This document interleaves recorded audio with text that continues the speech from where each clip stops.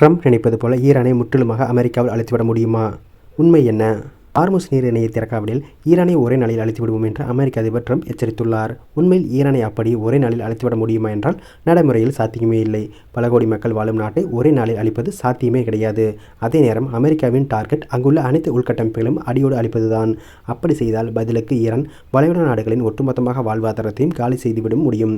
அப்படி செய்தால் அதுதான் அமெரிக்கா மற்றும் வளைகுடா நாடுகளுக்காக மட்டுமல்ல, மொத்த உலகத்தையும் பேராபத்தில் தள்ளிவிடும். ஹார்முஸ் நீர் இணையை திறக்காவிட்டால் ஈரானில் உள்ள மின்சார நிலையங்கள், பாலங்கள் உள்ளிட்ட சிவில் உள்கட்டமைப்புகள் மீது 7ஆம் தேதி தாக்குதல் நடத்துவோம் என்று அமெரிக்க ஜனாதிபதி ட்ரம்ப் கெடு விதித்திருந்தார். இந்த கெடு முடிவடைந்த நிலையில் அதிகாலையில் ஈரான் மீது அமெரிக்காவும் இஸ்ரேலும் அதிரடி தாக்குதல் நடத்தின. இது ஒரு புறம் எனில், ஈரானை முற்றுமாக அழிப்பேன் என்று ட்ரம்ப் மிரட்டி வருகிறார். உண்மையில் அது சாத்தியமே இல்லை. ஏனெனில் ஈரான் உலகின் மிகப்பெரிய நாடுகளில் ஒன்று. அதன் நிலப்பரப்பு தான் ஈரானின் மிகப்பெரிய பலம்.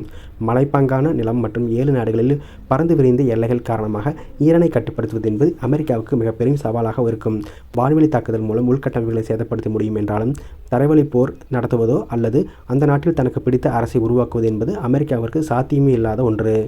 அது மட்டுமல்ல, பதில் தாக்குதல் ஈரான் நடத்தினால் அதனை வளைகுடா நாடுகளால் தாங்க முடியாது.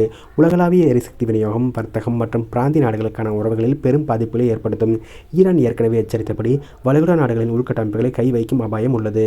வளைகுடா நாடுகளில் சவுதி அரேபியா, UAE, குவைத் தங்களின் குடிநீருக்கு 90% கடல் நீரை குடிநீராக்கும் ஆலைகளை நம்பியுள்ளது.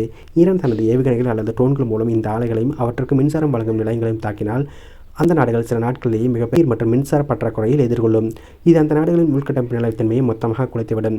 உலகில் 20க்கும் அதிகமான கச்சா எண்ணெய் செல்லும் ஹார்முஸ் ஜலசந்தி ஈரானின் முழு கட்டுப்பாட்டில் உள்ளது. ஈரான் இந்த பாதையை மூடினால் அல்லது அங்குள்ள எண்ணெய் சுத்திகரிப்பு நிலையங்களை தாக்கினால் உலகளாவிய எண்ணெய் விலை கட்டுக்கடங்காமல் உயரும். இது அமெரிக்கா உட்பட ஒட்டுமொத்த உலக பொருளாதாரத்தையும் நிலைகுலைய செய்துவிடும்.